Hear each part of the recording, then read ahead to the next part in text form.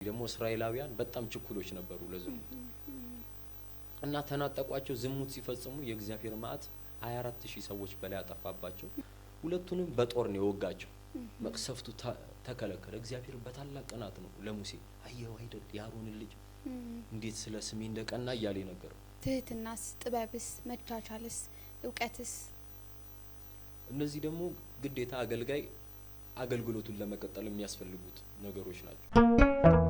በቃና ዘገሊላ በቃና ዘገሊላ። በሀገር ውስጥም በውጭም የምትገኙ የቃና ዘገሊላ ሚዲያ ተከታታዮቻችን እንደምን አላችሁ? ይህ በቃና ዘገሊላ ሚዲያ እየተዘጋጀ የሚቀርብላችሁ የህይወት ዘቃና ፖድካስት መርሃ ግብራችን ነው። ስቱዲያችን ላይ አንድ እንግዳ ይዤላችሁ እመጣለሁ። ወደ እንግዳ ያልፋለሁ። በቃና ዘገሊላ እንግዳዬ እንኳን ደህና መጣህ። እንኳን ደህና ቆያችሁ። እስኪ ዛሬ ከማን ጋር ነኝ? ዲያቆን ዮሐንስ ተስፋው ይባላል። የዚሁ የመርካቶ ደብረ ኃይል ቤተክርስቲያን አገልጋይ ነው። መልካም። እሺ እንግዲህ ወደ ዋናውና ወደ መጀመሪያው ጥያቄ አልፋለሁ። በቤተ ክርስቲያን ዙሪያ እስከ ዛሬ ለአገልግሎት ያበቃ የህይወት ተሞክሮ ምንድን ነው? ያ ማለት ጠቅለል ሳረግልህ በአብነት ትምህርት ቤት ተሳትፎ፣ በዓለማዊና ማህበራዊ ህይወት ተሳትፎ እንዲሁም ደግሞ የጊዜ አጠቃቀምህና በወጣትነት ዘመን ፈጣሪህን እንዴት እንዳሰብክ ጠቅለል አድርገህ ብትነግረን። እሺ ጥሩ። በቅድሚያ አክብራችሁ ስለጠራችሁኝ አመሰግናለሁ። ጥሩ። ያው ወደ አገልግሎት የገባሁት ወንድማችን የሚያገኘኝ ከቲክቶክ ላይም ስለሆነ ያው የቲክቶኩን የማስተማሩን ጉዳይ በማንሳት ነው ማለት ነው የምንወያየው። ጥሩ። እንደ ተለመደው አይነት አስተዳደግ ነው ያለኝ። የመርካቶ ልጅ ነኝ። 7ኛ አካባቢ ነው የተወለድኩት። ኋላ ግን ወደ 12ኛ አመት አካባቢ ስንደርስ በሰፈር አካባቢ አንድ የተጀመረ ማህበር ነበር። በዚያ ትልልቆቹ ሲበተኑ እኛ ያለነው 5 ሆነን ቀጠልን። ኋላ ከአምስታችን ካለነው በቃ እኔን ሙሴ አድርገው የሆነ የማስተማር ኃላፊነት የመምራት ኃላፊነት ሲሰጠኝ በቃ ስብከትም እየሰማው መጽሐፍም ለማንበብ እየጣርኩኝ አውደ ምሕረትም ቁጭ ብዬም እየተማርኩኝ ቢሆን የተወሰነ ነገር ለቃቅሜ ማምጣት ማስተማር ጀመር። በዚያ ተያይዞ ትንሽ የማስተማር ልምዱን እያያዝኩት መጣው ማለት ነው። ነገር ግን ያው ወደ መንፈሳዊነት የተገባው ግን ከዛ በኋላ ነው። ትዝ ይለኛል እንደውም እያስተማርኩኝ ሁሉ ከአንዳንድ ወንድሞች ጋር እንጣላ እንሰዳደብ ነበር። አገልግሎቱ አለ፣ መንፈሳዊነቱ ግን የለም። አንድ ረዴት የሚባል ጓደኛ አለ። ከሱ ጋር እንደውም ቆይ ተወጣለ ምናምን ሁሉ እንባባል ነበር። አገልግሎት ላይ ማለት ነው ቆሜ እያስተማርኩ ትዝ ይለኛል በደንብ። እና ኋላ ግን ወደ መንፈሳዊነት ወደ ድቁናው ወደ አብነቱም ትምህርት የመጣሁት ከዛ በኋላ በቅዱስ ራጉኤል መልካም ፍቃድ በእግዚአብሔርም ቸርነት ብዙ ሰዎች ስለ ራጉኤል ቤተክርስቲያን ይነግሩኝ ነበር። አባቴም ደግሞ ቀድሞ እዛ አገልጋይም ስለነበር በጥበቃ ብዙ ጊዜ መመላለስ ነበር። በእርግጥ ለሰፈራችን ቅርብ ነው፣ ግን ብዙ ሰው ወደ ራጉኤል አይሄድም። ራጉኤልንም ብዙ የሚያውቀው ሰው አይገኝም። ያው መርካቶም አካባቢ ስለሆነ ቦታው የግርግር ቦታ ነው ተብሎ ነው የሚታሰበውና እውነት ነው። ከኛ ከሰፈር አካባቢ ያሉ ሰዎች አንዳንዶች የማያውቁትም ገጥሞኛል ቤተክርስቲያኑ የቱ ጋር እንዳለ። በአንዳንድ ጉዞዎች ላይም የራጉኤል ስዕል እያለ ቤተክርስቲያናቸው ውስጥ ሩፋኤል የሚመስላቸው ሰዎች አሉ። እና ብዙ ጊዜ በቃ ራጉኤል ትንሽ የሚሄድ ሰውም የለም፣ ቦታውም የንግድ ቦታ ስለሆነ። ኋላ ግን አንድ ጓደኛዬ እንደዚህ አብነት ትማራለህ፣ እንደዚህ ታረጋለህ፣ እንደዚህ ታረጋለህ ሲለኝ እዛ ያስተምሩ ከነበሩት ከመጋቤ ብሉይ ወሐዲስ አባ ገብረ ማርያም ይባላሉ። እሳቸው ጋር የአብነት ትምህርት መማር ጀመርኩ። በዛው ራጉኤል አገልጋዩኝ የቀረው ማለት ነው። አይ ጥሩ ነው። ስለዚህ እንግዲህ የቤተ ክርስቲያን ፍቅር ያደረብህ በልጅነትህ ነው ማለት ነው። እውነት ነው። አገልጋዩ ማገልገልም የጀመርክበት። በነገራችን ላይ አገልጋይና መንፈሳዊነት ይለያያል። አንድ ሰው አገልጋይ ሆኖ መንፈሳዊ ላይሆን ይችላል። አንድ ሰው ደግሞ መንፈሳዊ ሆኖ አገልጋይ ላይሆን ደግሞ ይችላል። ለምሳሌ በቤተ ክርስቲያን ውስጥ ያሉት ሰዎች ሁሉ አገልጋዮች ሁሉም መንፈሳዊ ናቸው ማለት አንችልም። የዓለማዊ ኑሮ የሚኖሩ ቅምጥሊቱ በህይወት ሳለች የሞተች ናት የሚባል አይነት ኑሮ የሚኖሩ አሉ። አገልጋዮች ነው፣ ነገር ግን መንፈሳዊ ያልሆነ እና እኔም በሰዓቱ እንደማስተምር እነሆ አሁን 21 አመቴ ነው። ከ12 አመት ጀምሮ ማለት ወደ 9 አመት ማለት ነው ለመስበክ እየሞከርኩ ያለው። ግን በመንፈሳዊ ህይወት ቅርብ ጊዜ ነው ጠልቄ እግዚአብሔርን እየፈራው መኖር የጀመርኩት ማለት ነው። በጣም ጥሩ ነው። እስኪ ደግሞ ከዚሁ ጋር አያይዤ ቤተክርስቲያን ላንተ ምንድናት የሚለውን እናንሳ። ያ ማለት እንግዲህ ቤተክርስቲያን ያስቀመጠችው የራሷ የሆነ ህግ አላት አይደለ? በዛ ህግ መሰረት የቤተክርስቲያን ትርጉም ተቀምጧል። ከዛ ደግሞ ውጪ እያንዳንዱ ሰው ቢጠየቅ የየራሱ የሆነ የግል አስተያየት ይኖረዋል። አንዱን ሰው ብትጠይቀው ለምሳሌ ቤተክርስቲያን ለኔ እንዲነች ብሎ ሲነግርህ ምንድነው ከቤተክርስቲያን ካስቀመጠችው ህግ ጋር ተቃራኒ ሊሆን ይችላል። እና በዛ መልኩ ደግሞ ስላንተ ስለ ግል ልጠይቅህና ቤተክርስቲያን ላንተ ምንድናት? ጥሩ። ሁሉም ሰው ለቤተክርስቲያን ካለው ፍቅር የስሜቱን ሊገልጽ ይችላል። አንዳንድ ሰው ቤተክርስቲያን ለኔ እውነት ናት ሊል ይችላል። ህይወቴ ናት ሊል ይችላል። ቤቴ ናት ሊል ይችላል። ሁሉም የየራሱ አስተሳሰብ አለው። ቤተክርስቲያኗም ደግሞ በሊቃውንት የተሰጣት የየራሱ የትርጓሜ የሚገጥምላት ሀሳብ አለ። እንደኔ እንደው ከሰማሁት ለኔ ቤተክርስቲያን እንዲህ ነች ከምልበት አንደኛው ኤምባሲ ናት ብል ጥሩ ይመስለኛል። ይሄን ነገር ለመረዳት ትንሽ ስለ ኤምባሲ ማወቅ ይጠይቃል ይመስለኛል። እሱ ትንሽ ጥናት ይፈልጋል። ጥሩ ኤምባሲ ውስጥ የገባ ሰው በኤምባሲ ጥላ ውስጥ ያለው ሰው ሌላ ሰው መጥፎ ሊያደርግበት አይችልም። አንድ ሰው በቤተክርስቲያን ከተጠለለ ማንም መከራ ሊያደርስበት አይችልም በቤተክርስቲያን ከታመነ። ሌላኛው ኤምባሲ ውስጥ ያሉት ኢትዮጵያ ውስጥ ያለውን አሜሪካ ኤምባሲ ውስጥ ያሉት አሜሪካውያን ናቸው፣ ግን ያሉት ኢትዮጵያ ውስጥ ነው። ኢትዮጵያ ውስጥ ነው። እንዲሁ ደግሞ ቤተክርስቲያን ውስጥም ያሉት ምድር ላይ ነው ያሉት፣ ነገር ግን ሰማያውያን ናቸው። አሜሪካዊ እንደሆኑ እነዚህም ካህናቱም ምእመናኑም ሰማያውያን ናቸው። ሰማያውያን ናቸው። ተጠሪነታቸው ለአሜሪካ እንደሆነ እነዚህም ካህናት እነዚህም ምእመናን ተጠሪነታቸው ለሰማዩ መንግስት ነው ማለት ነው። ለአንድ እግዚአብሔር። አንድ ሰው ወደ አሜሪካ ለመሄድ ቢያንስ ኤምባሲ መግባት አለበት። እነዛን ፍቃዶች ማግኘት አለበት። በዚያ ውስጥ ማለፍ አለበት። ወደ ሰማያዊ መንግስትም ወደ እግዚአብሔር መንግስት ለመግባት ቢያንስ ቤተክርስቲያን መርገጥ አለበት። ቤተክርስቲያን መመላለስ አለበት። እና በአጠቃላይ ለኔ እንደ መረዳቴ ቤተክርስቲያንን ሳያት የኤምባሲ አይነት ጠባይ ያላት ብዬ አስባለሁ። ሌላኛው ቤተክርስቲያን እያንዳንዱ ሰው ካለው ስለ ቤተክርስቲያን ያለው አመለካከት በተጨማሪ ደግሞ ቤተክርስቲያን በሊቃውንት ዘንድ ያላት አመለካከት ያላት ትርጓሜ አለ። ቤተክርስቲያን 4 ጠባያት እንዳሏት ይነገራል። ቅድስት ናት፣ ሐዋርያዊት ናት፣ አንዲት ናት፣ ዓለም አቀፋዊት ናት ትባላለች። አሐቲ ናት ትባላለች፣ አንዲት ናት። ለዛ ነው ለምሳሌ አሐት ቤተክርስቲያን ይባላል። ያ ቃሉ ልክ አይመስልም። አንዳንድ ሊቃውንት ይቃወማሉ። ለምን አሐት እህቶች ማለት ነው። እህት ቤተክርስቲያኖች አይባልም። ምክንያቱም ቤተክርስቲያን እህት የላትምና ራሷን አንዲት ስለሆነች አሐቲ ስለሆነች እዛ ነው አሐቲ ስለሆነች አሐት አይኖራትም እና አንዲት ናት። ግብጽም ያለው ኢትዮጵያም ያለው እህታማቾች ሳይሆኑ አንዲት ናቸው። አንዲት ናቸው እና ቅድስት ናት፣ ልዩ ናት። በዓለም ላይ ንጹህ እድፍ የሌለባት የክርስቶስ አካል ናት ቤተክርስቲያን።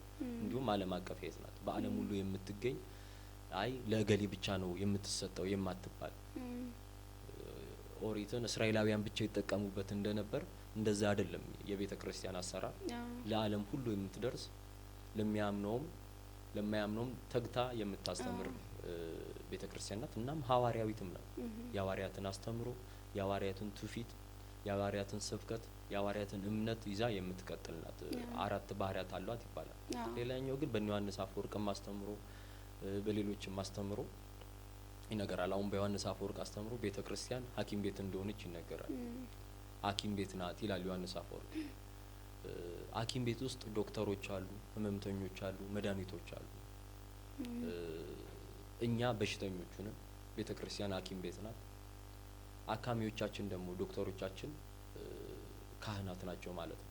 የሚሰጡን ደግሞ መድኃኒት አለ። በነገራችን ላይ ዶክተሩ እና በሽተኛው ተነጋግረው ነው አይደል መድኃኒቱን የሚያዙት። ካህኑና ደግሞ ተነሳኢው ንስሐ የሚገባውና ካህኑም ተነጋግረው ነው መድኃኒቱን የሚያዙት። ኋላ መድኃኒት እንደሚዋጥ ስጋው ደግሞ ይሰጣል። ይሄኛው ስጋው ደግሞ ከመድኃኒት ለየት የሚልበት 3 ጠባያት አሉ። አንደኛው መድኃኒት ጊዜ ያልፍበታል። የክርስቶስ ስጋና ደም መድኃኒት ግን ጊዜ የማያልፍበት ነው። 2000 ዓመት ሙሉ ኤክስፓየር ዴት የማያደርግ መድኃኒት 2000 ዓመት ሙሉ ሲሰዋ አንድ አይነት መስዋዕት ሆኖ ግን ለ2000 ዓመት ኤክስፓየር ዴት ያላረገ። ሌላኛው መድኃኒት የጎንዮሽ ጉዳት ይኖረዋል። ምናልባት ለልብ የሚዋጠው ጨጓራ ሊነካ ይችላል። የክርስቶስ ስጋው ደግሞ መድኃኒት ግን አምነው ለሚቀበሉት በሙሉ ህይወትን የሚሰጥ እሳት ማህያዊ ለርቷን ልብ ለሊያምኑ ቃሉ ይላል።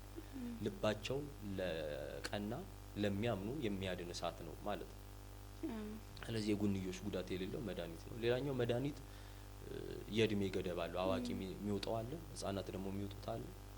ይሄኛው መድኃኒት ግን ለህፃኑም ለአዋቂውም እኩል የሚሰጥ ለወጣቱም ለሁሉም የሚዳረስ አንድ አይነት መድኃኒት ነውና ወደዚህች ሐኪም ቤት ስንመጣ ሐኪሞቻችን ካህናት ተቀብለው እኛን መርምረው የሚገባንን መድኃኒት ይሰጡናል ማለት ነው። ሌላኛው ግን እንደ መጨረሻ ቤተክርስቲያን ስሮቿ በምድር የተተከሉ ቅርንጫፎቿ ግን በሰማይ የሚታዩ ከ2000 ዓመት በላይ ፍሬን ስትሰጥ የኖረች የወይን ዘለላ ናት፣ የወይን ግንድ ናት ማለት እንችላለን። ያው እዚህ ጋር እንደው እንዳልከው አሀትና አሀቲ በሚለው እሳቤ ውስጥ ብዙ ማለት የሰፋ ግንዛቤ እናስተውላለን ብዙ ጊዜና በብዙዎቻችን ወጣቶችም ሆነ በቤተ ክርስቲያን አገልጋዮችም ምእመኖችም ስናየውና አሁን ላይ ያነሳው ሀሳብ ይሄንን ዝርዝር የሚያደርግ ሀሳብ ነውና ጥሩ ነው። እንደነገርከኝ አንተ አገልጋይ እንደመሆንህ መጠን በአገልግሎት ለሚመስሉ ወጣቶችም ሆነ ሌሎች አገልጋዮች ምን ምክር አለ? ምን ትመክራለህ? ጥሩ በአገልግሎት ላለ ሰው አንድ ነገር መገንዘብ ያለበት አገልግሎት ብዙ ፈተና ይኖረዋል እና ደግሞ አገልግሎትም ደግሞ ፍሬ ይጠበቅበታል። ሐዋርያው ቅዱስ ጳውሎስ ለቆሮንቶስ ሰዎች በጻፈው በመልእክቱ ላይ በአንደኛ መልእክቱ ላይ ምዕራፍ 10 ቁጥር 31 አካባቢ ላይ የምትበሉ ወይም የምትጠጡ ወይም ማንኛውም ነገር የምታደርጉ ቢሆን ሁሉን ለእግዚአብሔር ክብር አድርጉ ብሎ እና አገልግሎት መደረግ ያለበት ለእግዚአብሔር ክብር። እግዚአብሔር ይከብርበታል ወይ? እግዚአብሔር አይከብርበትም ወይ? በነገራችን ላይ ሁሉም ነገር ልክ የሚሆነው መጥፎም የሚሆነው በምናደርገው በኢንቴንሽናችን እና አንድ አገልጋይ መቀደሱ ምናልባት ሊያስኮንነው ይችል ይሆናል። መዘመሩ ምናልባት ሊያስኮንነው ይችላል። በመጽሐፍ ቅዱስ ጸልየው የተኮነኑ ገድለው ግን የተመሰገኑ ሰዎችን እናገኛለን። በትክክል ኦሪት ዘኍልቍ ላይ ያለው ፊናስ በቤተ መቅደስ አካባቢ ዝሙት ሲሰሩ ያገኛቸውን ሰዎች ሁለቱንም ገድለዋቸዋል። ወተንሳ ፊናስ ወቀተሎሙ ወተወለቀ ጽድቀ እስከ ትውልደ ትውልድ ይላል ዳዊት መዝሙር 105 ቁጥር 27 አካባቢ። ፊናስም ተነስቶ ፈረደባቸው፣ ጽድቁም እስከ ልጅ ልጅ ሆኖ ተቆጠረለት ይላል። የትኛው ጽድቅ ሆኖ ተቆጠረለት ሲባል መግደል ጽድቅ ሆኖ አይተናል በመጽሐፍ ቅዱስ። ለምንድን ነው ሲባል ለእግዚአብሔር ክብር ስለተደረገ ነው። በሉቃስ ወንጌል ደግሞ ምዕራፍ 18 የአብርሃም ታሪክ ማለት ነው አይደለም፣ የበለዓም እና የእስራኤላውያን ታሪክ። ሶፎር ወልደ ባላቅ የሚባል አንድ ሰው ታሪኩን አጠር አድርጌ ልንገርሽ። እሺ። ሶፎር ወልደ ባላቅ የሚባል ሰው እስራኤላውያን ከግብጽ እስከ ከነአን 31 ነገስታትን በላይ እየገደሉ ነው ወደ ከነአን የገቡት። ከነዛ ውስጥ አንዱ ደግሞ አማሌቃውያን ናቸው። አማሌቃውያንም አሉ፣ ሌሎችም አሉ። ይሄ ደግሞ ሶፎር ወልደ ባላቅ እርሱ ደግሞ በለዓም የሚባል ሀብተ መርገም የነበረው ሰው እንዳለ ስለሚያውቅ ያንን አስጠርቶ እስራኤላውያንን ለማስረገም ሞክሮ ነበር። ይሄ በለዓም ሀብተ መርገም የነበረው ከረገመ ዛፍን ሁሉ የሚያደርቅ አይነት ሰው ነው እና 2 ጊዜ 3 ጊዜ መልአክ እየተገለጠለት እንዳይረግም ነግሮት ነበር። ኋላ ግን ሶፎር መክሮታል። እስራኤላውያን ቆንጆ ሴት አይተው ማለፍ አይችሉምና ቆንጆ ሴት በየድንኳኖች አያውቁም፣ ደግሞ የእግዚአብሔር መቅሰፍት ሲወርድባቸው ያን ጊዜ ታሸንፋቸዋለህ ብሎ ነገሩ እና በዛ ሰዓት በየድንኳኖቻቸው ቆንጆ ሴት አቆሙ እነዛ አይዛብ። ኋላ እስራኤላውያን ቆንጆ ሴት አይተው ማለፍ አይችሉም። በነገራችን ትርጓሜውም ይላል ለምሳሌ ይሁዳ ትዕማርን ያገኘበት ሰዓት መተርጉማኑ ትዕማርን ባያት ጊዜ ቆንጆ ሴት አይተው ማለፍ አይችሉምና ተብሏል። ለአሕዛብ ግን በተቃራኒው ነው የሚነገረው። ለምሳሌ የቆስጠንጢኖስን እናት እሌኒን ሲያገኛት ንጉሱ አሕዛብ ለዝሙት አይቸኩሉምና 6 ወር አስቀመጣት ይላል። አሕዛብ ለዝሙት አይቸኩሉ፣ በዛው በተቃራኒ ደግሞ እስራኤላውያን በጣም ችኩሎች ነበሩ ለዝሙት እና ተናጠቋቸው። ዝሙት ሲፈጽሙ የእግዚአብሔር መዓት 24000 ሰዎች በላይ አጠፋባቸው። በዚያ ምክንያት ነው ፊናስ ተነስቶ የካህኑ የአሮን ልጅ የልጅ ልጅ ነው ካህኑ አሮን አልዓዛርን ይወላል፣ አልዓዛር ፊናስን ማለት ነው። ሁለቱንም በጦር ነው የወጋቸው። መቅሰፍቱ ተከለከለ። እግዚአብሔር በታላቅ ቅናት ነው ለሙሴ አየው አይደል የአሮንን ልጅ እንዴት ስለ ስሜ እንደቀና እያለ ነገረው እና ያ መግደሉ ጽድቅ ሆኖ ተቆጥሮለታል። እስከምን እስከ ትውልደ ትውልድ ድረስ። በዛውም ልክ ደግሞ መንፈሳዊ ስራ የሚባለው ጸሎት፣ እርሱ ደግሞ ለእግዚአብሔር ክብር ካልተደረገ ኃጢአት ሊሆን ይችላል። ሉቃስ ወንጌል ላይ የነበረው ሰውዬ አቤቱ ጌታ ሆይ አለ እንደማንም ስላላደረከኝ፣ በተለይ እንደዚህ ቀራጭ ስላላደረከኝ አመሰግናለሁ አለ። በሳምንት 2 ጾማለሁ፣ ከማገኘው አስራት አስገባለሁ አለ። ቀራጩ ደግሞ ደረቱን እየደቀ ይላል ወደ ሰማይ እንኳን ሳያይ አቤቱ እኔ ኃጢአተኛውን ማረኝ አለ ይላል። ከሁለቱ ያ ቀራጭ ጻድቅ ሆኖ ተመለሰ። ያ ታበየበት ተመካበት ጸሎቱ። ስለዚህ አሁን ቅዳሴ ጸሎት ነው። አሁን በቅዳሴ የሚያገለግል ሰው በቅዳሴው የሚመካ ከሆነ ሊያስኮንነው ይችላል ማለት ነው። ነገል የመጡ ብሎ ድምጹን የሚያሰምር ከሆነ ስርዓተ ቅዳሴውም ስለሚል ኃጢአት ኩነኔም ክህነትም እስከ ማስያዝ ሊደርስ ይችላል እንደዚህ ማድረጉ እና አገልግሎት እስከሆነ ድረስ ለእግዚአብሔር ክብር መሆን አለበት። እኔ እዚህ መጥቼ መቀረጼ ለምንድን ነው ምንድነው ጥቅሙ ሲባል እግዚአብሔር ይከብራል አይከብርም? ከዚያ ነው ዋጋ። አሁን ሁለት ሰዎች እኩል 1 ሚሊዮን ብር ቢመኙ ለአንዱ ጽድቅ ለአንዱ ኃጢአት ሊሆንበት ይችላል። እኩል 1 ሚሊዮን ብር ቢሆን አንደኛው ምናልባት ቤተክርስቲያን አንጬ ገዳማትን ሰርቼ ለድሆች ሰጥቼ ሊቃውንቱ ካለ ስጥ ከሌለ ግን ቢኖረኝ ኑሮ እሰጥ ነበር በል እንደሰጠ ይቆጠራል ብለው እንደዛ በማለቱ ብቻ እንደሰጠ ይቆጠርለታል ከልቡ ቢፈልግ። የሆነ ሰው ደግሞ ሰው ገድዬበት መሳሪያ ገዝቼ ወይ ዝሙት ሰርቼበት እያለ ቢል የሀሳብ ኃጢአት ሰራ ማለት ነው። ስለዚህ በውስጣችን ያለው አሁን አንድ አገልጋይ መንፈሳዊ ለመሆን የአገልግሎቱ በእግዚአብሔር ዘንድ ለመወደድ ግዴታ ማድረግ ያለበት ለእግዚአብሔር ክብር ማድረግ አለበት አገልግሎቱን። ይሄ ወሳኝና ወሳኝ ነው አገልግሎትን። ትህትናስ፣ ጥበብስ፣ መቻቻልስ፣ እውቀትስ እነዚህ ደግሞ ግዴታ አገልጋይ አገልግሎቱን ለመቀጠል የሚያስፈልጉት ነገሮች ናቸው። ትዕግስት ወሳኝ ነው። ለምሳሌ ሶቅራጦስ መልኳ ማታምር እና ደግሞ ነዝናዛ ሚስት ነበረችው ይላሉ። እና አንተን የመሰለ ሰው እንዴት እንደዚህ አይነት ሚስት ያገባል? ለምን አትፈታትም? ለምን አትተዋትም? ሲሉት መታገስ ጥሩ ነው። በእሳት ውስጥ መኖር የለመደ በውሃ ውስጥ መኖር አይከብደውም ይላል። ደግሞ አንኤግዛማይንድ ላይፍ ኢዝ ናት ወርዚንግ ላይፍ ነው ምናምን ይላል። ያልተፈተነ ህይወት ከህይወት አይቆጠርም ይላል። እርሱም መከራ ደርሶበታል በብዙ የሚስቱንም ጭቅጭቅ ታግሶ ነው የኖረው። ለምን ሲባል ትዕግስት ጥሩ ነው ይላል። መከራ እንድንለምድ ያደርገናል ማለት ነው። እና በዚህ በፈተና ጊዜ ላይ ትዕግስት ጥሩ ነው። መታገስ፣ ክፉ ሰዎች እንዳሉ ማመን ግዴታ ነው። ስምዐ ኮነ መልአከ አንድ የጻፉት መጽሐፍ አለ ህይወት እንዲናትና ሌሎች የሚል እና ስለ አገልጋይ የጻፉት 4 ክፍል አለ። 4ኛው ክፍል ላይ ከአንድ ወንድማቸው ጋር ደብዳቤ እንደሚጻጻፉ ጽፈው የወንድማቸውን ደብዳቤ ሲያዩት አገልግሎት ላቆም ነው ይላል። እና ወንድምየው ለምን አገልግሎቱ እንደሚያቆም ሲዘረዝራቸው ክፉ ሰዎች አላሰራሉኝ ብሏቸዋል። እና ስምዐ ኮነ ምን አሉ? ክፉ ሰዎች የሌሉበት አገልግሎት ያለው በሰማያዊ ቤተ መቅደስ ብቻ ነው ብሏል። በሰማያዊ ቤተ መቅደስ ብቻ ነው። ትዕግስት ነው እንጂ የሚያስፈልገው የትም ቢሆን ክፉ ሰው አለ። በዓለመ መላእክት እነ ሳጥናኤል ነበሩ። ሐዋርያት ዘንድ እንግዲህ ጌታ ራሱ እያስተማረ ገንዘብ ይበላል ክፉ ሰዎች አሉ። በሊቃውንት ዘንድ ክፉ አለ። የትም ቦታ ሁሌም ቢሆን ክፉ ሰው አለ። ያለ ክፉ የምናገለግለው መቼ ነው ከተባለ በሰማያዊ ቤተ መቅደስ ብቻ ነው። እዛ ስለማይገቡ እግዚአብሔር ከረዳም እኛም ገብተን ማለት ነው። እና ክፉ ሰዎች የሌሉበት በሰማያዊ ቤተ መቅደስ እስከሆነ ድረስ እነዚህ ክፉ ሰዎች ለኛ አክሊላችን ናቸው። ኢዮብን ለዛ ለጽድቅ ያበቁት ክፉ ሰዎች ናቸው።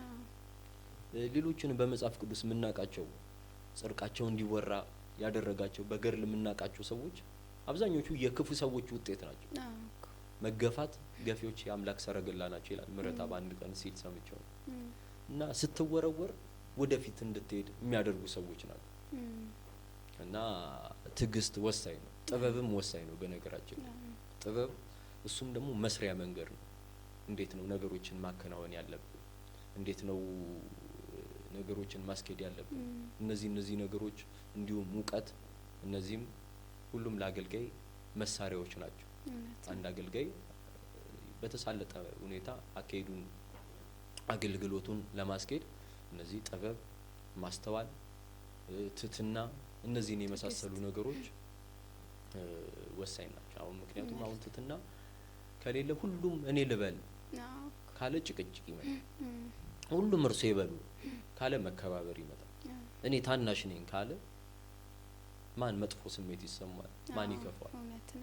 ስለዚህ ሁሉም በመቻቻል ሁሉም በትዕግስት ቢሰራ ለአገልጋዮቹም ጥሩ ነው ብዬ ተስፋ አድርጋለሁ። እውነት ነው። እንደው ከዚህ ጋር ተያይዞ አሁን ስለ አገልግሎትና መገልገል የተለያዩ ዲፊኒሽኖች ሲሰጡ እናያለን፣ ማለትም ማብራሪያዎች ማለት ነው። ከዛ አንጻር አገልግሎት ከመገልገል ልዩነቱስ ምንድነው? አለውስ ወይ? አንድነቱስ ደግሞ ምንድነው? አገልግሎትና መገልገል አይደል?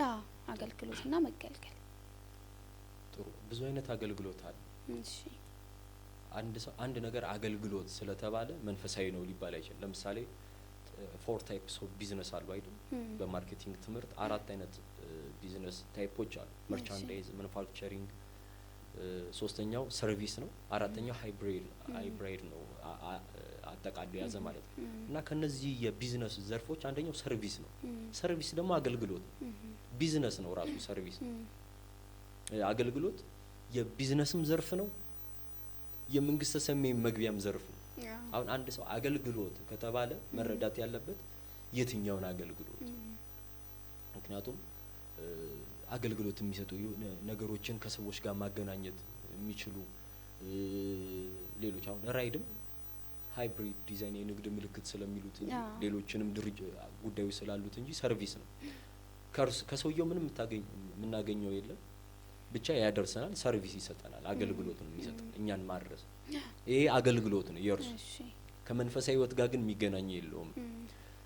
ሌላኛው የበዓል አገልጋዮች ተብለው የተጠቀሱ አሉ። በዓል የሚባል ጣዖት አለ። በአልፋው አ ነው የሚጻፈው በዓል ተብሎ በአይኗ ራብ ከተጻፈ ክብረ በዓልን የሚያመለክት ነው። በዛኛው አልፋ አበባ በሚጻፍበት ማለት ነው። በሱ ከሆነ በዓል ሲጻፍ የጣዖት ስም ነው። የበዓል አገልጋዮች ተብሎ የተነገረላቸዋል። እና አገልጋይ ለጣዖትም ሊሆን ይችላል፣ ለስራም ሊሆን ይችላል፣ አገልግሎት ሊኖር ይችላል። ከዚያ ውስጥ ግን ልዩ የሚያደርገው የአገልግሎት የምንለው መንፈሳዊውን አገልግሎት የቅድስናውን መንገድ ነው ማለት ነው። እና ይሄንን ደግሞ አንድ ሰው ካህን ስለሆነ ስለተማረ ብቻ አይደለም የሚያገለግል። ሁላችን ካህናቶች ነን አይደል? ሁላችንም ግን ካህናቶች አይደለም። ለምሳሌ ዳዊት ከነበረው ሀብታት 7 ሀብታት ነበሩት። ከ7ቱ አንዱ ሀብተ ክህነት ነው። ነገር ግን ጌታ ምን ብሏል? በማቴዎስ ወንጌል ዳዊትና ከእርሱ ጋር የነበሩት ሰዎች ቤተ መቅደስ እንደገቡ ከእርሱ ውጪም ሌሎች ሰዎች ሊበሉ የማይገባቸውን እንደበላ አላነበባችሁም? ምን ተብሎ ካህን ቢሆን ባልተከለከለ ነበር እነዛን መስዋዕት ለመብላት። ነገር ግን ክህነቱ የምንድን ነው ሲባል የማመስገን የሁላችን ሰውነታችንን ለእግዚአብሔር ቅዱስ መስዋዕት አድርገን የማቅረብ ክህነት አገልግሎት አለና ከቤተ ክርስቲያን አገልግሎት እንቀበላለን። እኛም ደግሞ አገልጋዮች ነው። አገልጋይ ስንሆን ግን የስራ የበዓል የጣዖት ማለት ነው አገልጋዮች መሆን የለብን። መንፈሳዊ አገልግሎት መሆን አለብን። እነዚህ አገልግሎት ሲባል ዘርፈ ብዙ ስለሆነ ለምሳሌ ጥያቄ ጠየቁ ብዙ ወጣቶች አብዛኞቻችን ማለት ይቻላል ስለ አገልግሎትና ስለ መገልገል ልዩነቱን አንገነዘብምና በዚህ አጋጣሚ እንግዲህ ጥሩ ትምህርት አግኝቻለሁ። እኔም ሌሎችም እንዳገኙ ተስፋ አረጋለሁ። ከዚሁ ጋር አያይዤ ያው አንተ ወጣት ነህና አገልግሎት ላይ ነው ያለው፣ በቤተክርስቲያን ውስጥ ታገለግላለህ፣ ስልጣነ ክህነትም አለህና በአለማዊ ህይወትህ ምን ላይ ነህ? በመንፈሳዊው ነገርከኝ። እንዴት ነው ሁለቱን ባንድ ላይ አድርገህ የምታስኬደው የሚለውን እስኪ ለሌሎቹ ወጣቶችም ትምህርት እንዲሆን ብታጋራን። እሺ ጥሩ። ብዙ ጊዜ በሰዎች አስተሳሰብ አንድ መረዳት አለ። አንድ ሰው መንፈሳዊ ከሆነ ዓለማዊ ነገሮች አይመለከቱትም ማለት አይደለም። ምክንያቱም ስራ፣ ሌሎች ዓለማዊ ትምህርቶች እነዚህ ግዴታ የሚያስፈልጉበት ጉዳይ ይኖራል። ጠቅልሎ እስካልገባ ዓለም ሸሽቶ ማለት ነው። ባለፈው አንድ ማነው ዘበነ ምን ሲያስተምር ነበር? እንደው ጭቅቅት ይዞ መዞር መንፈሳዊ የሚመስላቸው ሰዎች አሉ። እና መለወጥ፣ ማደግ፣ መስራት ከመንፈሳዊነት ጋር አይገናኝም። ከመንፈሳዊነት ጋር አይገናኝም። ባለጠጋ ሆነው ነገስታት ሆነው ጻድቃን የነበሩ እነ ዳዊት አሉ። ባለጠጋ ሆነው እነ አብርሃም አሉ። እና ዓለማዊው ራሱን ችሎ ይሄዳል። መንፈሳዊውም ራሱን ችሎ ይሄዳል። በሁለቱም ግዴታ መሄድ ይኖርብናል ብዬ አስባለሁ። ምክንያቱም በዓለም እስከኖርን ድረስ ከዓለም ለምሳሌ ጌታ ምን አለ? የቄሳርን ለቄሳር የእግዚአብሔርን ለእግዚአብሔር ስጡ አለ። መተርጉማኑ የቄሳርን ለቄሳር ማለት በስጋችሁ ለቄሳር ተገዙ፣ በነፍሳችሁ ግን ለእግዚአብሔር ተገዙ ሲል ነውና አንድም አርያ ቄሳር ሰውነታችሁን ለቄሳር፣ አርያ እግዚአብሔር ሰውነታችሁን ለእግዚአብሔር አስገዙ ሲል ነው ይባላል። ምድራዊ ንጉስ እስካለ ድረስ የተሾመ እስካለ ድረስ ዓለማዊ ኑሮ እስካለ ድረስ ለነዚያ መትጋት መልፋት ይኖራል። ይሄ እርግጥ። መንፈሳዊም ደግሞ ያንን ደግሞ አንተው። ምክንያቱም ክርስቲያኖች መወልጣን ናቸው። ዓለማዊ ህይወታቸውን እየለወጡ ወደ መንፈሳዊ የሚገቡ ጊዜያችንን በዚህ ያለንን ጊዜ ለእግዚአብሔር በመስጠት ሰማያዊ ጊዜ የምንገዛ ነጋዴዎች ነን እና በምድር ላይ ያለውን እየተጠቀምን የሰማዩን ሁሉም ግን በአግባብ እና ባስተውሎት መሆን አለበት ብዬ ተስፋ እመክራለሁ። መልካም። ሌላው ደግሞ ምንድነው ወጣቶች በወጣትነት ዘመናቸው እግዚአብሔርን እንዴት ያገልግሉት ወይም ደግሞ ፈጣሪያቸውን በማሰብ ለክብሩ ቀዳሽ ለመንግስቱ ወራሽ እንዴት ይሁኑ? ይህ ማለት 3 ዝርዝሮችን ልንገርህ እንደ አንጻር ማለት ነው። ከሱስ አንጻር ሊሆን ይችላል፣ ከዘረኝነት፣ ከዝሙት እንዴት እስኪ ታየዋለህ? ጥሩ እሺ።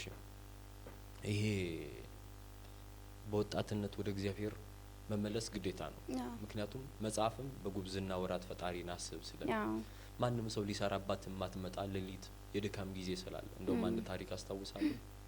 አንድ ሰው እድሜ ልኩን በኃጢአት ጨርሶ ንስሐ ሲገባ ጾም ሲባል ስኳር አለብኝ፣ ስገድ ሲባል አቅሜ አይችልም፣ መጽወት ሲባል ደሃ ነኝ፣ ጸልይ ሲባል አይኖች አይችሉም ተባለ።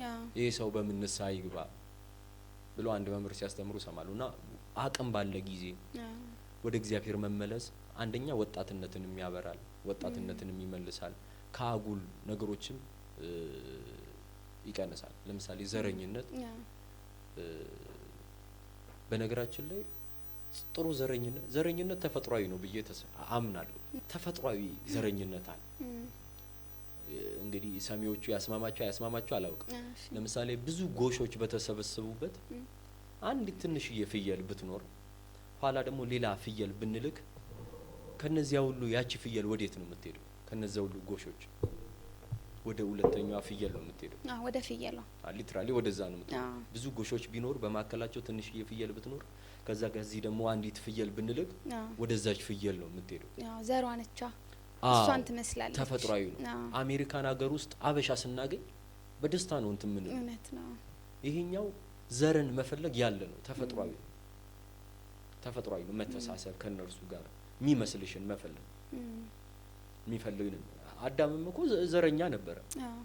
ምን አለ ሲያይ ከእንስሳት ጋር መዋልም አልፈለገም። እርሱን የሚመስል ነገር እንዲፈጠር ፈልጓል። ዘሩን የምትመስል ነገር። ይሄኛው ተፈጥሯዊ ነው፣ የሚነቀፍ አይደለም። ከዛ ግን ባስ ሲል ነብዩ መሐመድ እንዳሉት ጥንብ የሚሆንበት ጊዜ አለ ማለት ዘረኝነት ጥንብ ነው ብለዋል ይላሉ። ባላስፈላጊ መንገድ ከሄደ መጥፎ የሚሆንበት ከኔ ብሔር ውጪ እንደዚህ አይኖር። ምክንያቱም ሁሉም ክርስቲያን ከሆነ ሁሉም ለሰማያዊ መንግስት የታጨ ከሆነ ሁሉም የክርስቶስ አካል ነው ማለት ነው። አንድ አካል ላይ ያለን ብልቶች ሰውነቶች አይ እኔ ጣት ነኝ የእጅ ጣት አያስፈልገኝም እኔ የእግር ጣት ስለሆንኩ አንባባል። አይንም ጆሮ አፍንጫም ሁሉም አስፈላጊ ነው። ስለዚህ ተከፋፍለን መሄድ አንችልም ማለት ነው። ይሄን ነገር ትቶ ሰው ወደ እግዚአብሔር ሊመለስ ይገባል። ዝሙትንም ብታይ ዝሙት በነገራችን ላይ ሀሳቡ የማይደርስበት ሰው የለም። አባ ኪሮስ ዘእስክንድርያ የሚባሉ አባት ተጠይቋል። ስለ ዝሙት ምን ታስባለህ ብለው ሲጠይቁት ስለሱ ካላሰብክ የወደፊት ተስፋ የለህም ማለት ነው ብለዋል። ስለሱ እያሰብክ ካልሆነ ደግሞ እያደረግከው ነው ማለት ነው ብለዋል። ሰው ሆኖ በዝሙት የማይፈተን የለም። በጣም እገሌ ነው ጳጳስ ነው የለም፣ እገሌ ነው እንደዚህ ነው የለም። 10ኛው ማዕረግ ላይ ደርሰው በዝሙት የወደቁ ሰዎች አሉ። በጣም አደገኛ ስሜት ነው። መፍትሄው ምንድን ነው? ዮሴፋዊ መፍትሄ ነው። ዮሴፍ ምንድን ነው ያደረገው? የጲጥፋራ ሚስት ልብሱን ስትጎትት ይኸውልሽ አንቺ እኮ ባለ ትዳር ነሽ ምናምን ብሎ ለመምከር ቁጭ ቢል እርሱን ወይ ካህን ሲመክረው ያገኘው ነው። በዚህ ጊዜ ቢሆን ማለት ነው። አንዲት ሴት ለዝሙት እየገፋፋችሁ አንድን ወንድም አይተይ እህቴ ወደ ቤተ እግዚአብሔር እንመለስ ምናምን ካለ ይሄ ሰውዬ ከዛ አልጋ ላይ መነሳት አይችልም። ዮሴፋዊ መፍትሄ ነው። መሮጥ ነው ያለበት ነው። ጥሩ መፍትሄ እሱ ነው። መሸሽ። አዎ መሸሽ። ምክንያቱም የዘጋ ባህታዊ እንኳን እነዚህን ስሜቶች መቆጣጠር አይችልም። የዝሙትን ስሜት ማለት ነው። በወጣትነት ደግሞ ከባዱ ፈተና ይሄ ነው። ዝሙት ይሄ ዘረኝነት የሚለው ዋላ ባስ እያለም እየሄደ ሊብስም ይችላል ትልቅ ሰው በሆኑ። ይሄ ትንሽ ግን ይሄ የዝሙቱ ነገር ትንሽ ከፍ እያለ ሲሄድ እየቀዘቀዘም ማግባትም ሲጀምር እሱ እየጠፋ ይሄዳል። ግን ዋነኛው የወጣት ፈተና ይሄ ዝሙቱ ነው። ሌላኛው ሱሰኝነቱ ነው እንዳለ። ግን ማንነቱን ማወቅ አለበት ሰው። እግዚአብሔር የገዛ ደሙን አፍስሶ በገዛ ደሙ ዋጅቶ ነፃ ካወጣን በኋላ በሱስ በሌላ በመሰለ ቀንበር መያዝ ተገቢ ነው ብዬ አላስብም። እንደው እዚህ ጋር ግልጽ ለማድረግ ያክል ሱስ ስንል በጣም ዘርፈ ብዙ ነው። በጣም ብዙ ሱሶች አሉ። ቪዲዮ የማየት ሱስ ያለበት አለ፣ የመተኛት ሱስ፣ ያለመተኛት ሱስ፣ ምግብ የመብላት ሱስ፣ ጥቃቅኑን ላንሳለ ብዬ ነው። ምክንያቱም ብዙዎቻችን ወጣቶች ጋር ያለ ነገር ሆኗል። አሁን ላይ ደግሞ የተለመደ የመጣው እያጠፋንም የመጣው ምንድነው? ይሄ ቴክኖሎጂ ጋር የተገናኘ ነገር ለመጥፎ ነገር መጠቀም ማለት ነው። የመጣው ለጥሩ ነገር እንድንጠቀምበት እንድናድግበት ከመሆኑ ባሻገር ወደኛ ስናመጣው ደግሞ እንዳልነው ቅድም መፈተኑ ምኑም ወጣትነት ስሜቱ እሳቱ ውሃው መሆኑ ስላለ ወደ መጥፎ ነገር እንወስደዋለን እና አብዛኞቻችን ወጣቶች በአሁን ሰዓት ስንታይ ሰፊ ጊዜያችንን የምናቃጥለው ሶሻል ሚዲያ ላይ ነውና ያንቺን ሰዓት ግን የምንጠቀመው ለጥሩ ነገር አይደለም። ሶሻል ሚዲያ ላይ ራሳችንን ስናስቀምጥ የተለያዩ መጥፎ ነገሮችን እናያለን። ከዛ ሰው ደግሞ ያየውን ነገር ለመተግበር ቅርብ ነው። ሰዎች ነን፣ በዛ ላይ ወጣቶች ነን እና እንተገብረዋለን። እና ሱስ ለማለት የፈለኩት ምንድነው? ሱስ ስንል በጣም ብዙ ሱሶች አሉ። አሁን ሱስ ስንል ጫትና ሲጋራ ሱሰኛ፣ የመጠጥ ሱሰኛ የሆነ ብቻ ሰው እንዳለ አድርጎ የሚያስብ ሰው ሊኖር ይችላል። ግን ሱስ ያ አይደለም። አጠቃላይ ከእግዚአብሔር ፍቅር ከእግዚአብሔር መንበር የሚያርቀን ነገር በሙሉ እንደ ሱስ ልንወስደው እንችላለን። ሀሳብን ለማጠናከር ያክል ነውና ቀጥልልኝ። ጥሩ ነው እንዳልሽ ነው። እንደ መክፈልም ጥሩ ሱስና መጥፎ ሱስ ብለን ልንከፍለው እንችላለን። እውነት ነው። እኔ መምህር ዘበነ ብሏል አሉኝ፣ ግን እኔ አልሰማውም። እኔ መጽሐፍ ካላነበብኩ ይርበኛል ብሏል አሉ። ይሆናል ሱስ ይዛል የሆነ ጊዜ።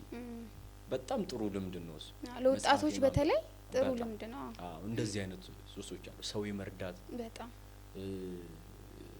ያዘነ ማጽናናት ሱስ ያለበት ሰው በጣም ጥሩ ጥሩ በጎ የሆኑ ሱሶች አሉ። እነዛን ነገሮች በደንብ መትጋት አስፈላጊ ስለሆኑ ማለት ነው። እንዳልሽውም ደግሞ መጥፎ ሱሶች አሉ። ከነዛ ደግሞ መራቅ ነው። ከእግዚአብሔር የሚለዩ አንድን ነገር ከእግዚአብሔር በላይ ከሆነ እርሱ ጣዖት ነው። ከሱስም በላይ ጣዖትም ጭምር ይሆናል። ያው ለሁለት ጌቶች አትገዙ ብሏል አይደል? አዎ ለእግዚአብሔር ልንሰጠው ያለበት አሁን ጊዜ አንድ ጊዜ ላይ ዲያቆን ዮርዳኖስ ምን ብሏል? ኳስ ማየት ጣዖት አምላኪነት ነው ብሎ ነበር። መጫወት ችግር የለም፣ ማየት ግን ጣዖት አምላኪነት ነው ብሎ እንግዲህ አጋጣሚ የሰፈር ጓደኞቼ ሁሉም ኳስ ያያሉ ከኔዎቼና ደወሉ ወዲያው ያን ስብከት እንዳዩት፣ አረ ዮሐንስ እንደዚህ ቆይ መጣው ብያቸው ነው ያስረዷቸው። ነገሮች ለምሳሌ አሁን ማህበር ባለን ጊዜ ወይ ደግሞ ቤተክርስቲያን ልንሄድ ባልንበት ጊዜ ኳስ ቁጭ ብሎ የሚያይ ከሆነ ከእግዚአብሔር በላይ የኳስ ሱሱን አስቀድሞታል። ስለዚህ ያ ጣዖት ይሆንበታል፣ ተገዝቶለታል። ከእግዚአብሔር አስበለጠው። እንዲህ ስታደርጉ ጣዖት ነው አልኳቸው። ኳስ ማየቱ በራሱ አንዲት በአየር የተወጠረችን ላስቲክ 22 ሰዎች ስላንከባለሏት ጣዖት ይሆናል የሚል አስተሳሰብ አይኖረኝም እኔ በጭራሽ። እርሱ እንዴት እንደተረዱ አላውቅም። ነገር ግን ለእግዚአብሔር መስጠት ያለብንን ጊዜ ለእግዚአብሔር መስጠት ሰው መጸለይ ሲኖርበት እስከ ሌሊቱ 8 ሰዓት ቁጭ ብሎ ኳስ የሚያይ ከሆነ ይሄ ጣዖት ይሆንበት። እንኳን ኳስ ሌላም ነገር ጣዖት ይሆናል። ስለዚህ ጥሩ ሱሶች አሉ፣ መጥፎ ሱሶች አሉ። እነዚህ ግን መጥፎ ሱሶች ከእግዚአብሔር እየለዩን እስከ ጣዖት እስከ መሆን ድረስ ይደርሳሉ እና ከነዚህ እግዚአብሔር በፈቀደ በትጋት በጸሎት ከነዚህ እየራቁ ጥሩ የሚባሉ ሱሶችን መከተል ይሻላል ባይ ነኝ እንዳንቺ። እሺ እንደው በዚህ ዙሪያ ያው እንዳለ ያነሳናቸው ነጥቦች ንስሐ የሚያስፈልጋቸው ናቸው። ንስሐ እንግዲህ ከቤተ ክርስቲያን ከተቀመጡልን ህግጋቶች አንዱና ዋነኛው ነውና በንስሐ አባት ዙሪያ ምን አስተያየት አለ? ያ ማለት እንግዲህ አንድ ሰው ከስንት አመት ጀምሮ ንስሐ አባት ይይዛል መያዝ ይችላል? ሌላው ደግሞ ንስሐ አባቶች እስከ ስንት የንስሐ ልጆች መያዝ ይችላሉ? ጠቅለል ሳረግልህ ነው። የመጨረሻው ደግሞ በንስሐ አባትና በንስሐ ልጅ መካከል ያለው ቁርኝነት ምን መምሰል አለበት? ምንስ ቢመስል ይመከራል የሚለውን እስኪ። እሺ ጥሩ። የንስሐ አባት ለመንፈሳዊ ህይወት ወሳኝ ነው። ልክ ለበሽተኛው ዶክተር ወሳኝ እንደሆነ ማለት ነው። ወሳኝ እንደሆነ ምክንያቱም አሁን ጳውሎስ ሰላማዊ ሰልፍ ሲወጡ በሽተኛው ምን ይሆናል የሚል ጭንቀት ነበረብን። እነርሱስ ያለ ካህናት ምን እንሆናለን? ማሰር የመፍታት ስልጣን ያለው እነርሱ ጋር ንስሐንም የመቀበል የመናዘዝም ይቅርም የማለት የማስባልም ስልጣን ያላቸው እነርሱ ናቸው። ስለዚህ ንስሐ አባት ወሳኝ ነው። የንስሐ አባት ስራው ደግሞ ኃጢአትን ይቅር ማስባል መናዘዝ ብቻ አይደለም። በእያንዳንዱ ህይወት መምከር ማስተማር ሁሉ የእርሱ ድርሻ ነው እና ወጣቶች ንስሐ አባት ከሌላቸው ጉዳያቸውን ለማን ነው ታዲያ የሚያማክሩት? ሰው አይቸግራቸውም ወይ? ባህር ዳር ሀገረ ስብከት ላይ ብፁዕ አቡነ አብርሃም ወደዛ ከሄዱ በኋላ በጣም ብዙ ስራ ሰርተዋል። እንደውም ብፁዕ አቡነ ማቴዎስ ትምህርታቸውን ሲጀምሩ ፓትርያርካችን ማለት ነው እግዚአብሔር ምን ይቸግረዋል ብለው ነው። ይሄንን ራሱ ስምዐኮነ ጽፎታል እና እግዚአብሔር ምን ይቸግረዋል ብለዋል። እግዚአብሔር ሰው ይቸግረዋል ብለዋል። ለምሳሌ የሰዶም ሰዎች ምን ቸግሯቸው ነው የጠፉት ቢባል ምንድነው? ሰው ቸግሯቸው። ቁጥር እኮ የተወሰነ ቁጥር ሰው ነው የቸገረው። እግዚአብሔር እነሱን ለመማር ሰው ቸገረው። እግዚአብሔር እንኳን ሰው የሚቸግረው ከሆነ ሰዎች ደግሞ የሚያወሩት ሰው እንዴት አይቸግራቸው? መከራ ሲገጥማቸው ችግር ሲገጥማቸው ለማን ነው የሚያወያዩት? የሚያወያዩት ሰው አለ ወይ? ምናልባት ሊኖር ይችላል። ነገር ግን አምኖን እንዳደረገው እንደዚህ አይነት ችግር ውስጥ ይገባል። እርሱ መጥፎ ሰውን ነው ጓደኛውን ያማከረው። እንደው ከእቴ ፍቅር ያዘ ምን ላድርግ አለው። አሃ ምግብ አምጪልኝ ብለህ አተኛትም ያለው ይሄ መጥፎ ምክር ነው። ከእግዚአብሔር ያልሆነ የንስሐ አባት ምክር ሲሆን ግን ወደ እግዚአብሔር የሚያቀርብ ወደ እግዚአብሔር የሚገፋ መንፈሳዊ ህይወትን የሚሰጥ ምክር ነው። ስለዚህ ንስሐ አባት ወሳኝ ነው። ደግሞ ሊቃውንቱ አንድ ልጅ የእሳትን ማቃጠል የውሃንም ቅዝቃዜ መለየት ከጀመረበት ጊዜ ጀምሮ ንስሐ አባት መያዝ አለበት ይላል። አሁን ህጻን ልጅ ስለዚህ እድሜ ገደብ የለውም ከ7 ነው ይላሉ። አሁን ህብረ ስርዓት የሚል መምህር አብርሃም አድርጌ የጻፉት መጽሐፍ ላይ እንደዛ ይላል። ምንድነው አላማው? አይምሮ መለየት ይጀምራል። አሁን ህጻን ልጅ ዳዴ እያለ እሳቱን ጭብጥ ሊያደርገው ይችላል። የሆነ ሰዓት ላይ ግን መረዳት ይጀምራል እንደሚያቃጣል ይላል። ከዛ ውሃውን ደግሞ እዛ ውስጥ ሊገባ ሲያስብ ደግሞ እንደሚቀዘቅዝ ካሰበው ሲታው ከዛ ጊዜ ጀምሮ ቢይዝ ጥሩ ነው ማሰብ ስለጀመረ ትንሽ ነገሮችን መረዳት ስለጀመረ ከ7 አመት ጀምሮ ኃጢአት መስራትም መቆጠርም ስለሚጀምርለት ከዛም ጀምሮ በንስሐ አባት እየተመከረ እንደው ንስሐ እንኳን ባይቀበሉት እየመከሩ ልጄ እንደዚህ አድርግ፣ እናትና አባትን አክብር፣ የቤተሰብን እግር እጠብ፣ ተንከባከብ፣ እናት አባትን ታዘዛቸው እያሉ እንደዛ ቢያደርጉለት በዛ ደግሞ በዛ ስር ደግሞ እነዛ ደግሞ ካህናት 12 የንስሐ ልጅ ነው መያዝ ያለባቸው ይላሉ። ምክንያቱም በወር አንዷን ለማገልገል እዚህ ጋር ግልጽ ለማድረግ ያክል በሐዋርያቶች ምሳሌ ነው ወይስ ሌላ ምሳሌ አለው? በወር አንዱን ለማገልገል በአመት ማለት ነው። የአመቱን ምሳሌ ለመውሰድ ቢያንስ በወር አንዱን። ምክንያቱም አሁን የንስሐ አባት ንስሐ ሰጥቶ ብቻ የሚልክ አይደለም። መጸለይ ያለበት ለልዩ መጸለይ ያለበት ብዙ ነገሮችን ሊያደርግለት ሊተጋለት ይገባል። ስለዚህ አሁን አንዱን የንስሐ ልጄን መቼ ላገለግለው ነው? ስለዚህ በየሆነ ጊዜ ላይ የየራሳቸው ቀን ኖሯቸው ሊያገለግሏቸው ይገባል ማለት ነው። የኔም የተወሰኑ ዲያቆናት ጓደኞች ስላሉኝ እናወራለንና አባ ገሊኮ 1400 የንስሐ ልጅ አላቸው። አንድ ልጅ አዲስ እናረገው 1400 ምናምንኛ ሆነ ምናምን። ከምን አንጻር ነው ይሄ ነገር? እንዴት እንደመጣ አላውቅም። እኔ መቼ እንደሚያገለግሏቸውም አላውቅም። ህግ ካልሆነ ለምን ራሳቸው ካህናቶች ህግ አድርገው ሊቀበሉ ቻሉ? ወይንስ ትርጓሜ ያለው ወይ? ማለት አሁን እንደነገርከኝ አንድ መምህረ ንስሐ 12 ልጆች ሊኖሩት ይገባል አልከኝ። ለማገልገል እንዲመቸው ለአገልግሎት ተሳልጦ እንደማለት ነው። ከዛ ውጪ ሲሆን ደግሞ አሁን 1041ኛ አልከኝ። እንዴት ነው የሚሆነው ያ ነገር? ከዛ ውጪ ሲሆን አሁን አንዳንድ ቦታ የካህናት እጥረት የሚሆንበት ጊዜ አለ። እኔ 1400 ሰዎቹን የንስሐ ልጆች ሆነው ይሁን ግሩፕ ላይ አርተደርገው ይሁን አላውቅም ግን በዚያ ያህል ቁጥር የንስሐ ልጅ ተብሎ በአካውንት የቴሌግራም አካውንት ውስጥ ያሉ ሰዎች አሉ እና ይሄን ያህል ቁጥር ለልጆቹም ጥሩ አይደለም ባይኔ ለማገልገል እነዚያ ልጆች። ለምሳሌ የጽዋ ማህበር ስንት ሰው መሆን አለበት ሲባል አንዳንዶች 12 ይላሉ። ለምን ሲባል ሁሉም ቢያንስ አንድ ሰው በአመት አንድ ጊዜ ያን ጽዋ ማውጣት ስላለበት ይላሉ። 24 ቢሆኑ አስቢ በሁለት አመት አንዴ ሊደርስ ነው። ስለዚህ ከጻድቁ ዘክሮ የሚያገኘውን በረከት በአመቱ በሁለት አመት አንዴ ሊያገኘው ነው። እነዚህ ስርዓት ሆነው ሳይሆን የጽዋ ማህበሩ የሚበጀው እንደዚህ ነው። ለካህናትም አሁን የካህናት ጥረት ካለ እንደ ሁኔታው እየታየ ቁጥር ሊጨምሩ ይችላሉ ማገልገል ከቻሉ።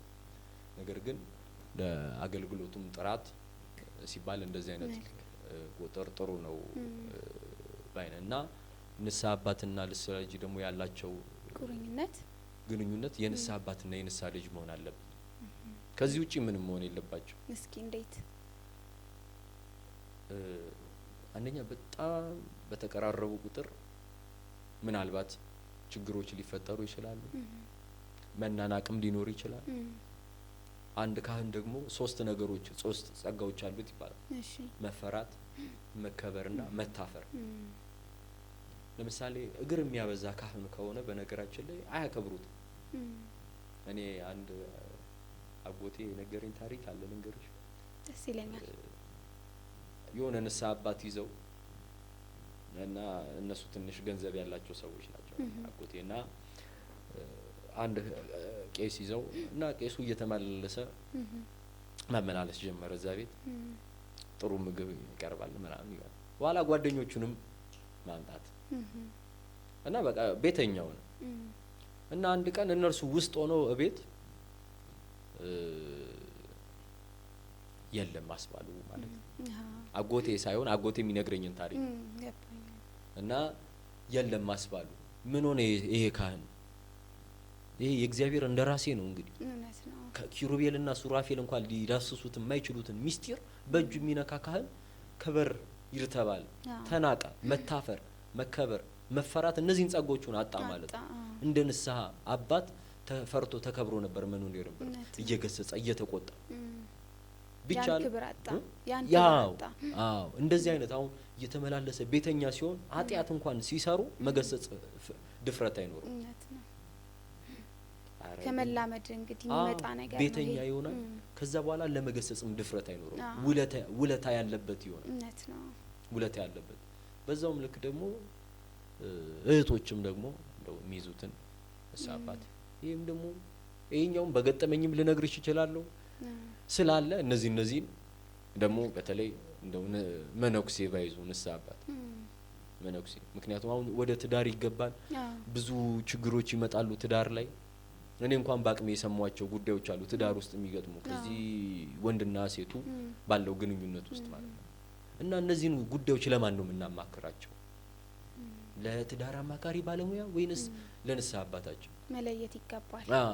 ለንስሐ አባት ከሆነ ደግሞ መነኩሴው ለማያውቀው ነገር ምን ብለን በዛ ላይ ፈተናም ነው የምናበዛበት። እውነት ነው። ከዛ በኋላ ደግሞ ድንገት መነኩሴው ትንሽ ቢበድሉ ደግሞ ዞረን እነርሱ ላይ። ስለዚህ በተቻለ አቅም ንስሐ አባት ሲያዝ ቀሳውስት ቢሆን መነኮሳት ለመነኮሳት ይሁን በሚያውቁት አይ ይኸውልህ እንደዚህ አይነት ጾር ከተነሳብህ እንዲያርግ እየተባለ የሚያውቁትን ህይወት እየተብራሩ እነርሱ ቀሳውስቱ ደግሞ በትዳርም ስለሚኖሩ ማህበራዊ ህይወቱም ውስጥም ስላሉ እርሱን እየመከሩ ይረዳሉ። እንደዛ እየተደረገ ንስሐ ልጅና ንስሐ አባት ደግሞ እነርሱ እንደ ንስሐ አባት እየተከበሩ ክብራቸውን እየጠበቁ ንስሐ ልጆች ደግሞ የካህኑን ስልጣን በማወቅ ካህኑን እያከበረ ቢቀጥሉ ባይ። አሁን ደግሞ ወደ ራስህ ተሞክሮ ልመልስህ ነው። ያ ማለት ታላቁ መጽሐፍ አለ አይደለ? አሁን ለምሳሌ አንዳንድ ሰዎች ከዘማሪያን ከመዝሙር የትኛውን ትወዳለህ፣ የትኛው ላንተ ደስ ይልሃል ቢባሉ የሆነ የሚመርጡት ነገር አለ። ያ ማለት እንግዲህ ጠልተውት አይደለም ገፍተውትም አይደለም የሚወዱት ነገር። ከጻድቃንም ደግሞ ስናነሳ ከጻድቃን ሰማዕታት የትኛው ጻድቅ የትኛው መልአክ ላንተ ደስ ይልሃል ወይም ደግሞ በጣም ጥሩ አድርጎልኛል ተአምራቱ እንዲህ ነው ብትባል የትኛው ነው ተብሎ ሲጠየቅ አንድ ሰው ለምሳሌ ጻድቁ ተክለ ሃይማኖት ሊል ይችላል። የተለያዩ ጻድቃን ሰማዕታት መነኮሳትንም ጭምር ሊያነሳ ይችላልና እንደ ምሳሌ ነው ይሄን ያነሳውልህ። ወደ አንተ ስመጣ ደግሞ ያው የቤተ ክርስቲያን አስተማሪም እንደመሆነ መጠን ስልጣንም እንዳለ ዲያቆንም እንደሆንክ ከታላቁ መጽሐፍ ውስጥ ለኔ በጣም ጥሩ ነው በሀዘኔም በደስታዬም ጊዜ ያለፍኩበት ጥቅስ ነው ብለህ የምታስበውን እስኪ ብታጋራን። እሺ ጥሩ። ለኔ ጥሩ ጥቅስ ምለው ደግሞ ብዙ ጊዜ ጭንቀቴንም ምረሳባቸው ለምሳሌ ሁለት ሀሳቦች አሉ ለኔ። እሺ አንደኛው በማቴዎስ ወንጌል ጌታ የገባው ሀሳብ የተናገረው ቃል አለ። ማቴዎስ ወንጌል ምዕራፍ 7 ላይ ቁጥር 10 11 ላይ ከናንተ ልጁ እንጀራ ቢለምነው እባብን አሳ ቢለምነው ጊንጥን የሚሰጠው አለን? እንኪያስ እናንተ ክፉዎች ስትሆኑ ለልጆቻችሁ መልካም ማድረግ ካወቃችሁ የሰማይ አባታቸውማ ምን ያህል ያደርግላቸው ይሆን ብሎ ጌታ ጠየቀ። አሁን አንድ የኛ አባ እንደው ዳቦ ግዛልኝ ስለ ይሄው ይንደፍ ብሎ እባብ ይወረውርብናል። አባ እንቁላል ግዛልኝ ሲል ይሄው ጊንጡ ይብላ ብሎ ጊንጥ የሚወረውር የለም። ለልጆቻቸው ያስባሉ። እኔ ክፎቹን አይደለም የሚወዱን አባቶች ለኛ ጥሩ ያስባሉ፣ በጎ ማሰብን ያውቃሉ። ግን እነርሱ በእግዚአብሔር ፊት ክፎች ናቸው፣ ኃጢአተኞች ናቸው። ኃጢአት ያለባቸው ሰዎች ለኛ ጥሩ ማሰብ የሚችሉ ከሆነ እርሱ ደግሞ ምን ያህል ያስብልን ይሆን? ክፉ ያልሆነው እርሱ ይሄ ለነገሮች ምክንያቱም እኔ አባቴ በህይወት ቢኖርና ምን ያህል ያስብልኝ ይሆን ብዬ የማስበው ለኔ ጥሩ ነገር እንደሚመኝ ሳስብ እግዚአብሔር ደግሞ ምን ያህል ይመኝልኝ ይሆን? ስለዚህ አባቴ ከሚወደኝና ከሚያስብልኝ የበለጠ እግዚአብሔር ያስብልኛል ማለት ነው። ይሄኛው በጣም የሚያጽናና ቃል ነው። ወበከመ ይምህር አቡልዶ ከማሁ ይምህሮሙ እግዚአብሔር ለለ ይፈርሁ። አባት ለልጁ እንደሚራራ እግዚአብሔርም ለሚፈሩት ይራራል ይላል። አባታችን ነው፣ የሚራራልን ነው፣ የሚያዝንልን ነው። ስለዚህ በአባት እቅፍ ውስጥ ነው የምንኖር። ስለዚህ አባቶቻችን ክፉ ሆነው ለኛ መልካም ማድረግ በጎ ማድረግን ያውቃሉ። እና እኔ ደግሞ ለእናንተ ከአባቶቻችሁ በላይ አስብላችኋለሁ። ሌላኛው ሁለተኛው ቃል ግን እንደው አንዳንድ ጭንቀት ሲመጣብኝ አንዳንድ ነገሮች ምንም አላልፋቸው ሲመስለኝ አንድ ለራስ የምነግረው ንግግር አለ። ራጉኤል አለ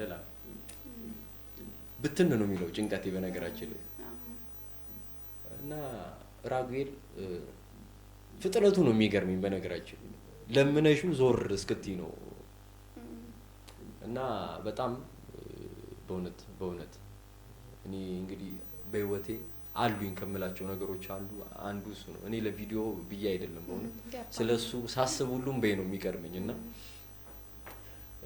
በብርሃናት ላይ የሰነጠለ በነርቱ ሃይማኖት በእነ አባ ጊዮርጊስ ዘጋስጫ ይመስለኛል ድርሰት 7ኛ ላይ የሚጠቀስ የነ ኪሩብም አለቃ እንደሆነ ይነገራል። የመንበሩን ጠባቂ ነው ይባላል። ብዙ የተጻፈ የለም። በዚሁ አጋጣሚ ግን ይህን ቪዲዮ መምህራን የሚያዩት ካሉ የጉባኤ ቤት መምህራን፣ የቴዎሎጂ መምህራን ካሉ እንደው ስለ ራጉኤል የተወሰነ ነገር ብትጽፉልን 16 ሉክ ደብተር የምታክልም ጽሁፍ ብትሆን ቢጽፉልን ይደርሳቸዋል ብዬ አስባለሁ። እና ስለ ራጉኤል ትውልዱን ቢያቅ ጥሩ ነው። በጣም መልካም አባት ነው፣ ለልጆቹ የሚራራ። ያገኘሽውን ሰው ብትጠይቂ እርሱን አገልግሎ መናውን የቀረ የለም ራጉኤል። ተጠቃለናል። ዲያቆን ዮሐንስ ለነበረን ቆይታ በጣም አመሰግናለሁ። በጥሪያችንን በማክበር እዚህ ስቱዲዮ ተገኝተ ለወጣቱ ምንድን ነው የሚለውን አጠቃላይ ትምህርትን የግልህንም ስላጋራህን ከልብ አመሰግናለሁ። ተመልካቾቻችን ከዲያቆን ዮሐንስ ተስፋው ጋር የነበረን ቆይታ ይህን ይመስል ነበረ። በሚቀጥለው ፖድካስት መርሃ ግብራችን ላይ ሌላ እንግዳ ጋር ሌላ ሀሳብ ጋር የምንመጣላችሁ ይሆናል። ቸር ቆዩልን፣ ቸር ሰንብቱልን።